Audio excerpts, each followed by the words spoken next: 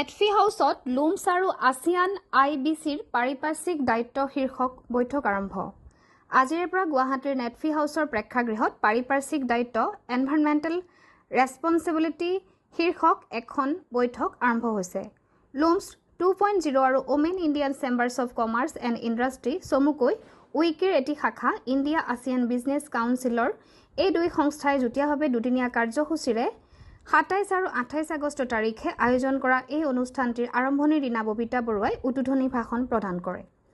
এই অনুষ্ঠানৰ প্ৰথম দিনাৰ কাৰ্যসূচীত উপস্থিত থকা সমল ব্যক্তিসকলে বহুকেইটা গুৰুত্বপূৰ্ণ বক্তব্য প্ৰদান কৰে। সমানভাৱে জড়িত হৈ আছো।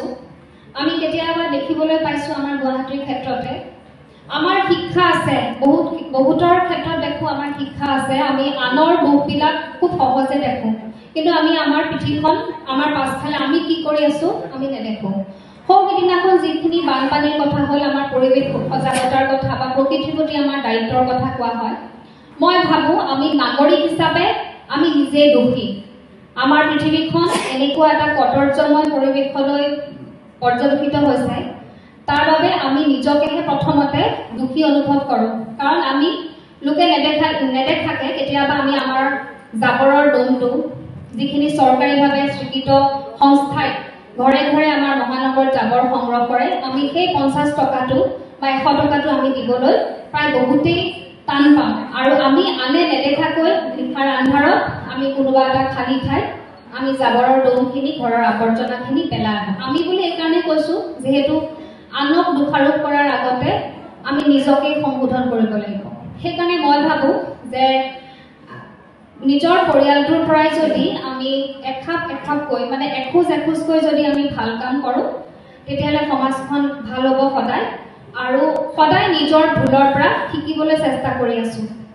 ভুল কৰোঁ, আজিও মোৰ ভুল হ'ব পাৰে, কথা কওঁতে ভুল হ'ব পাৰে, সেই ভুলটোৰ পৰা কিন্তু মই ভৱিষ্যতে শিকোঁ। উইকিৰ ইণ্ডিয়া আসিয়ানৰ সভাপতি তথা লুমছ ইকোপ্ৰেনাৰ্ছ ফেডাৰেশ্যনৰ প্ৰতিষ্ঠাপক অলকানন্দা দাস প্ৰমুখ্যে বৈঠকৰ উদ্যোক্তাসকলৰ সামূহিক সহযোগিতাত গাম্ভীৰ্যপূৰ্ণ এই বৈঠকখনৰ প্ৰথম দিনাৰ কাৰ্যসূচীৰ আঁত ধৰে সাগৰিকা শৰ্মাই।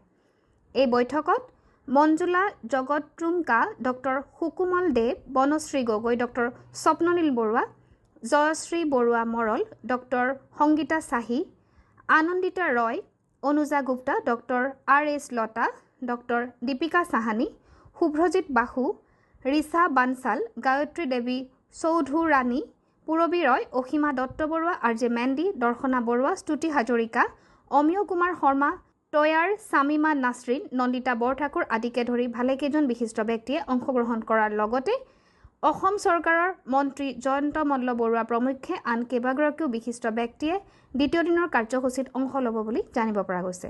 দৰ্শনা বৰুৱা ৰিপৰ্ট, অমৃত নিউজ 24x7। অমৃত প্ৰবাহ অসমীয়া সাপ্তাহিক কাকতৰ ডিজিটেল সংস্কৰণ অমৃত নিউজ, সত্যৰ সন্ধানত অমৃত নিউজ।